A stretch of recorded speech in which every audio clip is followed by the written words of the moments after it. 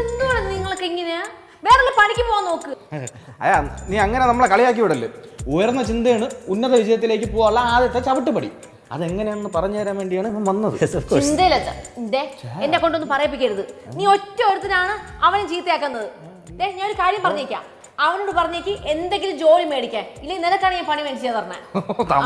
അയ്യോ തമാശയല്ല, സീരിയസ് ആയിട്ട് തന്നെ പറഞ്ഞത്. പിന്നെ ഞാൻ ഒരു കാര്യം പറഞ്ഞേക്കാം, അടുക്കളയിൽ ഞാൻ ആഹാരം ഉണ്ടാക്കി വെച്ചിട്ടുണ്ട്. അതിലെല്ലാം കൈ വെച്ച് കഴിഞ്ഞാൽ പിന്നെ ഫ്രിഡ്ജിന് അത് ജ്യൂസ് ഉണ്ടാക്കി വെച്ചിട്ടുണ്ട്. അത് തൊട്ട് പോകരുത്. അവന് ഒരു കുട്ടു. അല്ല, അവിടെ വെള്ളം എടുത്ത് കുടിക്കാമോ? പുള്ളിക്കാരി ഭയങ്കര കലിപ്പാണല്ലോ. ഇതൊക്കെ നിന്റെ തോന്നൽ, ഇതെല്ലാം തമാശടാ. നീ പറഞ്ഞാണോ തമാശ? നീ ചോദ്യം ചോദിക്കണ്ട കുട്ടു, നീ അവിടെ ഈ വീടിന് എത്ര രൂപ വാടക?